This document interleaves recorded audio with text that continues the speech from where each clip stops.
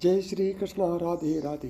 प्रिय दोस्तों, आत्मा जब शरीर छोड़ती है तो मनुष्य को पहले ही पता चल जाता है। ऐसे में वह स्वयं भी हथियार डाल देता है, अन्यथा वह आत्मा को शरीर में बनाए रखने का बहुत प्रयत्न करता है और इसी चक्र में कष्ट झेलता है। अब उसके सामने उसके सारे जीवन की यात्रा चलचित्र की तरह चल रही होती है। उधर आत्मा शरीर से निकलने की तैयारी कर रही होती है, इसलिए शरीर के 5 प्राण एक धनंजय प्राण को छोड़कर शरीर से बाहर निकलना आरंभ कर देते हैं। ये प्राण आत्मा से पहले बाहर निकलकर आत्मा के लिए सूक्ष्म शरीर का निर्माण करते हैं, जो कि शरीर छोड़ने के बाद आत्मा का वाहन होता है। धनंजय प्राण पर सवार होकर आत्मा शरीर से निकलकर इसी सूक्ष्म शरीर में प्रवेश कर जाती है। बहरहाल अभी आत्मा शरीर में ही होती है और दूसरे प्राण शरीर से धीरे धीरे बाहर निकल रहे होते हैं और व्यक्ति को पता चल जाता है।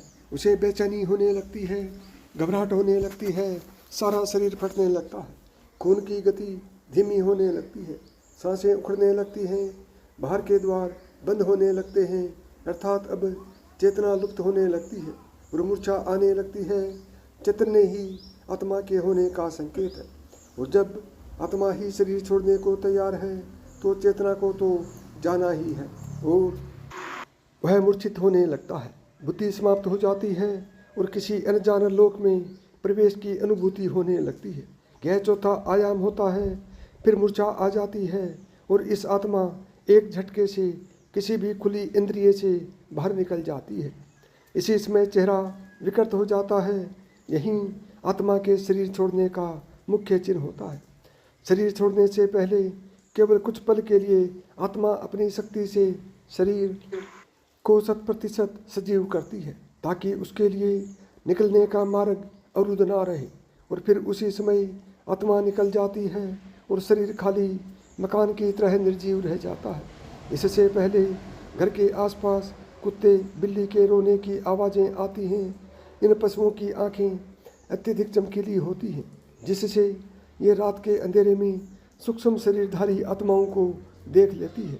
जब किसी व्यक्ति की आत्मा शरीर को छोड़ने के लिए तैयार होती है तो उसके अपने सगे संबंधी जो मृत आत्माओं के रूप में होते हैं उसे लेने आते हैं और व्यक्ति उन्हें यमदूत समझता है और कुत्ते बिल्ली उन्हें साधारण जीवित मनुष्य की समझते हैं और अनजान होने की वजह से उन्हें देख कर रोते हैं और कभी कभी भौंकते भी हैं।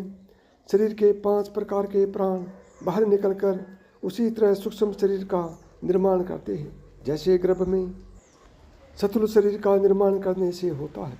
सूक्ष्म शरीर का निर्माण होते ही आत्मा अपने मूल वाहक धनंजय प्राप्त के द्वारा बड़े वेग से निकलकर सूक्ष्म शरीर में प्रवेश कर जाती है। आत्मा शरीर के जिस अंग से निकलती है उसे खोलती तोड़ती निकलती है। जो लोग भयंकर पापी होते हैं उनकी आत्मा मूत्र या मल मार्ग से निकलती है। जो पापी भी हैं और पुण्यात्मा भी हैं उनकी आत्मा मुख से निकलती है। जो पापी कम और पुण्यात्मा अधिक हैं उनकी आत्मा नेत्रों से निकलती है और जो पूर्ण धर्मनिष्ठ हैं, पुण्यात्मा और योगी पुरुष हैं उनकी आत्मा ब्रह्मरंध्र से निकलती है। अब तक शरीर से बाहर सूक्ष्म शरीर का निर्माण हुआ रहता है, लेकिन ये सभी का भी हुआ रहता है जो लोग अपने जीवन में ही मोह माया से मुक्त हो चुके योगी पुरुष हैं।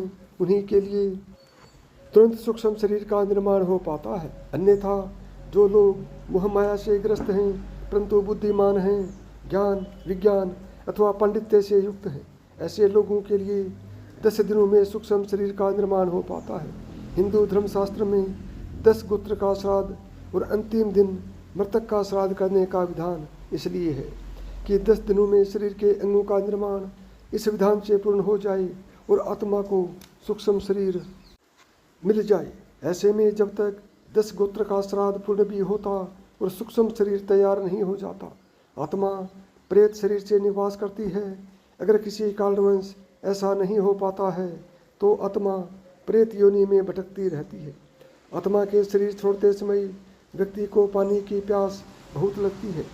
शरीर से प्राण निकलते समय हृदय सूखता जाता है और इससे ही जलने लगती है।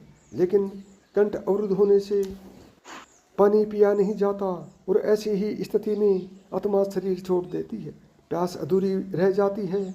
इसलिए अंतिम समय में मुख में गंगा जल डालने का विधान है। इसके बाद आत्मा का अगला पड़ाव होता है शमशान का पीपल। यहीं आत्मा के लिए जमघट बंधा होता है जिसमें पानी होता है। यहाँ प्यासी आत्मा यम धन से पानी पीती है जो उसके लिए अमृत तुल्य होता है। इसी पानी से आत्मा तृप्त का अनुभव करती है। हिंदू धर्मशास्त्रों में विधान है कि मृतक के लिए यह सब करना होता है ताकि उसकी आत्मा को शांति मिले। अगर किसी कारणवश मृतक का 10 गोत्र का श्राद्ध न हो सके और उसके लिए पीपल पर या घट भी न बंधा हो सके तो उसकी आत्मा प्रेत योनि में चली जाती है और फिर कब वहाँ से उसकी मुक्ति होगी कहना कठिन होगा। हाँ, इसके लिए कुछ उपाय अवश्य हैं। पहला तो यह कि किसी के देहावसान होने के समय से लेकर 13 दिन तक निरंतर भगवान के नामों का उच्च स्वर में जप अथवा कीर्तन किया जाए और जो संस्कार बताए गए हैं उनका पालन करने से मृतक भूत प्रेत की योनि नरक जाने से बच जाएगा। लेकिन यह करेगा कौन? ये संस्कार परिजन, संतान, नातेदार ही कर सकते हैं। मन के दायरे से बाहर निकलकर सचेत होकर जीवन को झेलने के लिए मन के अधीन होकर यह शरीर बार बार नहीं मिलता। जीवन का एक एक पल जो जीवन का गुजर रहा है वह फिर वापस नहीं मिलेगा। इसमें जितना अधिक हो सके भगवान का स्मरण जप करते रहें। हर पल जो भी कर्म करो वह बहुत सोच समझ कर करें, क्योंकि कर्म परछाई की तरह मनुष्य के साथ रहते हैं, इसलिए सदा शुभ कर्मों के साथ रहते हैं। इसलिए सदा शुभ कर्मों को शीतल छाया में रहें। वैसे भी कर्मों की ध्वनि शब्दों की ध्वनि से अधिक ऊंची होती है। अतः सदा कर्म सोच विचार कर करें। जिस प्रकार धनुष में से तीर छूट जाने के बाद वापस नहीं आता, इसलिए जो कर्म आपसे हो गया वह उस पल का कर्म वापस नहीं होता, चाहे अच्छा हो या बुरा। इसलिए इससे पहले कि आपकी आत्मा इस शरीर को छोड़ जाए, शरीर में रहते हुए आत्मा को यानी स्वयं को जान लें और जितना अधिक हो सके मन से, वचन से, कर्म से भगवान श्री राम, श्री कृष्ण का अध्ययन, चिंतन, जप, कीर्तन करते रहे। तो साथियों, मैं उम्मीद करता हूँ कि मेरी बताई हुई बातें आपको अच्छी तरह से समझ में आ गई होंगी।